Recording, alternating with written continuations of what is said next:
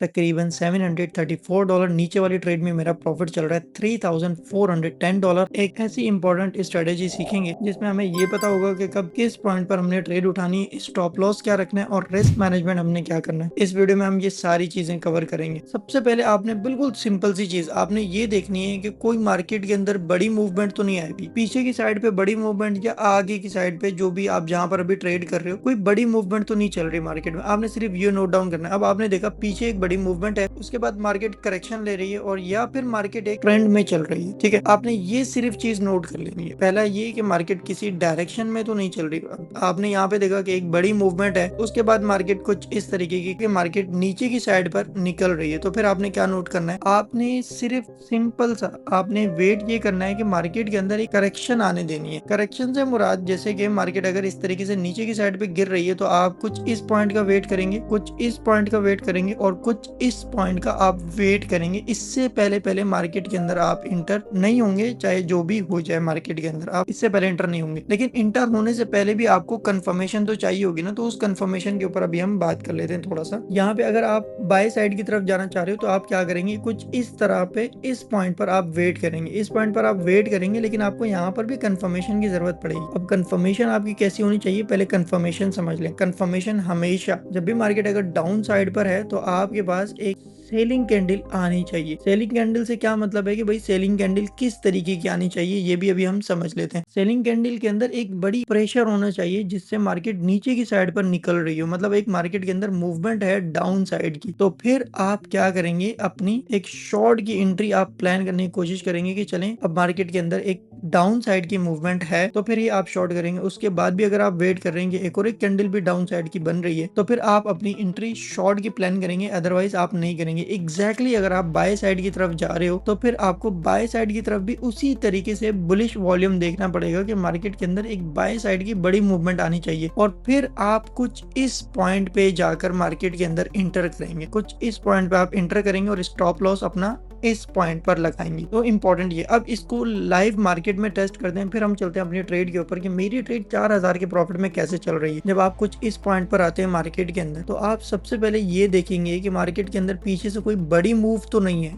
सबसे पहले क्या बड़ी मूव फाइंड करनी है आपने। अब आपको कुछ इस पॉइंट पे क्या देखने को मिलता है कि एक मार्केट के अंदर बहुत बड़ी मूव मार्केट के अंदर आई है। 30 मिनट के टाइम फ्रेम पे के ऊपर मार्केट के अंदर एक अच्छी खासी बड़ी साइड आपके पास मूवमेंट आई है, जिसके बेस पे आप ये डिसीजन ले सकते हो कि अभी मार्केट को मैंने लॉन्ग करना है या फिर मैंने शॉर्ट करना है। देखिए मार्केट यहाँ पे गैप डाउन ओपनिंग हुई, गैप डाउन के बाद मार्केट के अंदर अच्छी खासी मूवमेंट आई। अच्छी खासी मूवमेंट आने के बाद हमेशा याद रखेंगे अगर मार्केट कंसोलिडेशन फेज में जाती है, अब जैसे यहाँ से मार्केट एक कंसोलिडेशन फेज में चली गई, कंसोलिडेशन फेज में जब भी मार्केट जाएगी हमेशा याद रखिएगा कंसोलिडेशन फेज में अगर मार्केट चली गई है तो मार्केट के अंदर फेक आउट लाजमी आएगा। डाउन साइड की तरफ अगर मार्केट ने डाउन साइड की तरफ जाने तो ऊपर की साइड पे फेक आउट आएगा, वरना नीचे की साइड पे फेक आउट या बड़ा एक वॉल्यूम कैंडल आपको देखने को मिलेगी शॉर्ट की तरफ। उसके बाद अगर मार्केट का अपोजिट डायरेक्शन में वॉल्यूम आए हमेशा तो फिर आपने उस डायरेक्शन में डिसीजन लेना होता है। अब इस बात का क्या मतलब है, यहाँ पे देखें मार्केट कंसोलिडेशन फेज में यहाँ पे मार्केट के अंदर एक सेलिंग प्रेशर आया, लेकिन जो हमारा जोन है वो ब्रेक नहीं हुआ। इस बात का क्लियर साइन होता है कि अगर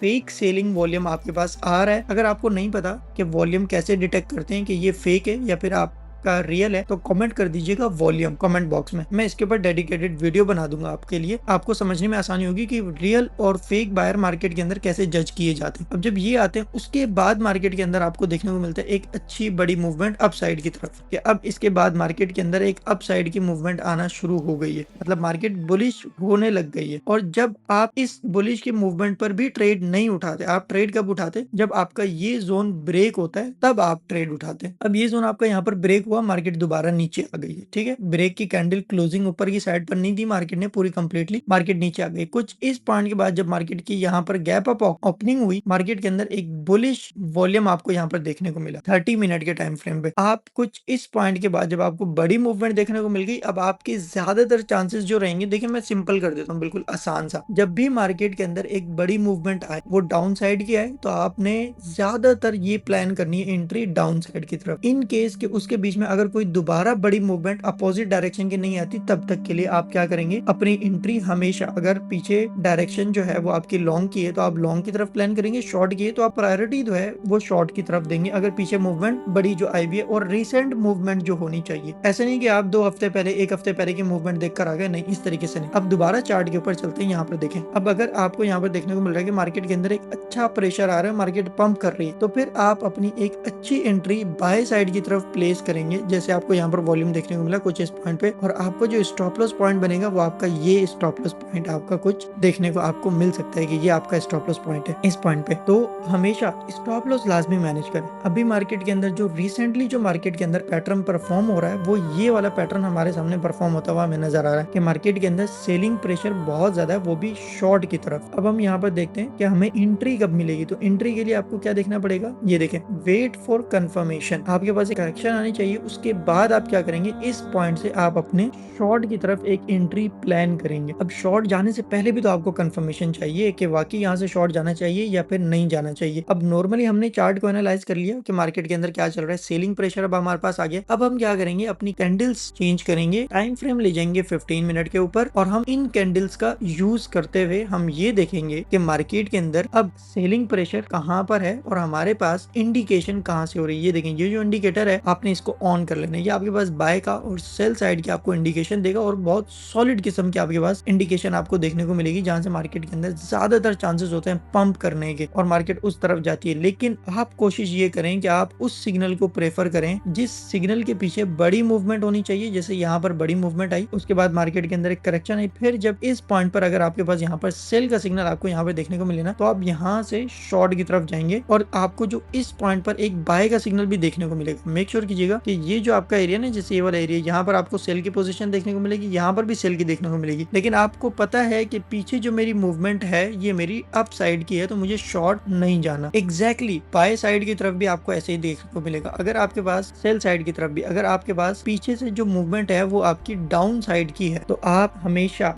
सेल के सिग्नल को प्रायोरिटी देंगे as compare to buy signal, right. इसके बाद हम थोड़ा सा नीचे चलते हैं। यहाँ पे अब हमारे पास यहाँ पे सेल का सिग्नल अपेयर हुआ है, लेकिन ये वाले जो सेल का सिग्नल है, हम इस सेल के सिग्नल को रिस्पेक्ट देंगे कि मार्केट के अंदर अच्छी खासी सेलिंग प्रेशर है। लेकिन हम क्या करेंगे, अगर आप 15 मिनट का टाइम फ्रेम यूज कर रहे हैं तो माइट पॉसिबल आपको इस सेल के सिग्नल पर जाना चाहिए था, फिर आप कोई भी सिग्नल मिस नहीं करते। अगर आप 15 मिनट के टाइम फ्रेम पर हैं और आप कोई भी सिग्नल मिस नहीं करते और आप प्रीवियस कैंडल के नीचे का ही स्टॉप लॉस लगा देते हैं, आपको नहीं पता स्टॉप लॉस कैसे लगाना है, मुझे कमेंट कर दीजिएगा, मैं आपको राइट वे बता दूंगा कि स्टॉप लॉस किस तरीके से लगाया जाता है, ताकि आपका स्टॉप लॉस बार बार हिट ना हो। आप लोगों को भी इशू ये आता होगा कि मार्केट स्टॉप लॉस लेती होगी और उसके बाद मार्केट उसी डायरेक्शन में चली जाती है जिस डायरेक्शन की आपने ट्रेड ओपन की होती है। तो यहाँ पर जो हमारा ये जो एक शॉर्ट का सिग्नल आ रहा है 15 मिनट के टाइम फ्रेम पे, तो लाजमी सी बात है हम इसको रिस्पेक्ट करेंगे और इस वाले जोन का हम अपना स्टॉप लॉस लगा सकते थे। शॉर्ट की पोजीशन हम लेकर शॉर्ट की पोजीशन में भी हम इंटर हो सकते थे कुछ इस तरीके से कि हम अपने सेल की पोजीशन पे इंटर हो और अपना स्टॉप लॉस लगा दे। अब कुछ लोग कहते हैं कि ये जो सिग्नल इंडिकेटर होता है ये लैगिंग इंडिकेटर होते हैं, ये काम नहीं करते। तो मेक श्योर करें कि जब भी आप इस इंडिकेटर को फॉलो कर रहे हो तो आप 15 मिनट की कैंडल की क्लोज होने का वेट करें, उसके बाद ही आप ट्रेड उठाएं। अब जब आपने यहाँ से ये चीज नोट कर ली कि मार्केट के अंदर शॉर्ट की डायरेक्शन है, तो आप और मजीद लोअर टाइम फ्रेम पर जा सकते हैं। जैसे ये लोअर टाइम फ्रेम है, इस पे आपको किस चीज का वेट करना है, एक कंफर्मेशन का। जैसे अगर आपके पास एक करेक्शन होती है, करेक्शन के बाद जब आपके पास एक शॉर्ट की मतलब सिग्नल आता है आपके पास, अगेन कुछ इस पॉइंट पे अगर आपके पास शॉर्ट का सिग्नल आता है, इस पॉइंट पर आपके पास बाय का सिग्नल भी आएगा। जैसे ये आया था आपके पास बाय का सिग्नल, तो आप ऐसे बाय के सिग्नल को इग्नोर कर देंगे और आप इस सिग्नल को नहीं उठाएंगे। क्यों? क्योंकि पीछे जो हमारी मूवमेंट है, ये वाली जो हमारी मूवमेंट है, ये हमारी सेलिंग की मूवमेंट है। तो ये बाय के सिग्नल को हम इग्नोर भी कर सकते हैं, लेकिन अगर आप इसके ऊपर ट्रेड करना चाहें विद स्ट्रॉन्ग स्टॉप लॉस के साथ आप ट्रेड कर सकते हो, लेकिन इसमें रिस्क बहुत ज्यादा होता है। तो आपको अपने लिहाज से रिस्क मैनेजमेंट भी करना है और ट्रेड भी मैनेज करनी है और अपने बिहाफ पर आपने ट्रेड उठानी है। तो जब भी आप ट्रेड कर रहे हो तो रिस्क मैनेजमेंट का बहुत ज्यादा ख्याल रखें, स्टॉप लॉस लाजमी यूज करें। अदरवाइज 3 साल या मुझे नहीं पता कि आप कितने साल पुराने हैं ट्रेडिंग में, और अगर आप ये वीडियो देख रहे हैं तो आप जितने भी साल मार्केट में लगा चुके हैं, आप अगर अच्छा पैसा नहीं बना सके तो अभी तक आपने वो टाइम वेस्ट ही किया है। तो मेक श्योर करें कि उस टाइम को कीमती बनाने के लिए स्टॉप लॉस लाजमी यूज करें। नेक्स्ट जब आपके पास यहाँ पर सेल का सिग्नल आएगा तो फिर आप क्या करेंगे, अपनी एक शॉर्ट की एंट्री परफॉर्म करेंगे, जिससे फिर आपको अच्छा खासा प्रॉफिट होगा। वेरी क्विकली हम चलते हैं अपनी ट्रेड के ऊपर। तो ये मेरी कुछ ट्रेड चल रही है जिसके बारे में मैं आपको बता रहा था कि मेरा $4000 का प्रॉफिट चल रहा है। ये देखें, इस ट्रेड को मैंने उठाया था बाय साइड की तरफ 0.1 से। तकरीबन मैंने 20 मार्च को मैंने ये ट्रेड ओपन की थी। नेक्स्ट ट्रेड मैंने ओपन ओपन की थी 0.1 से अगेन, जिसके अंदर मेरा प्रॉफिट चल रहा है तकरीबन $734। नीचे वाली ट्रेड में मेरा प्रॉफिट चल रहा है $3,410। ओवरऑल अगर मैं अपने प्रॉफिट की बात करूं तो मेरा यहाँ पर जो प्रॉफिट चल रहा है वो $4,144, मतलब कि $4,144 का मेरा प्रॉफिट चल रहा है। अभी मार्केट क्लोज है, अभी मार्केट के अंदर मैं एक सिर्फ करेक्शन का वेट कर रहा हूँ कि जैसे ही मार्केट के अंदर करेक्शन आती है हम अपनी इस ट्रेड में से एग्जिट कर जाएंगे और नीचे वाली ट्रेड को हम सेट टू ब्रेक इवन कर देंगे। अगर आपको नहीं पता कि सेट टू ब्रेक इवन किस तरीके से किया जाता है तो नीचे मुझे कमेंट कर दीजिएगा, मैं आपको कमेंट में ही रिप्लाई कर दूंगा कि सेट टू ब्रेक इवन किस तरीके से किया जाता है। Thank you so much. इस तरीके की मजीद स्ट्रेटेजीज की वीडियोस देखने के लिए आप सब्सक्राइब कर सकते हैं ताकि आने वाली वीडियोस आपके लिए मिस ना हो।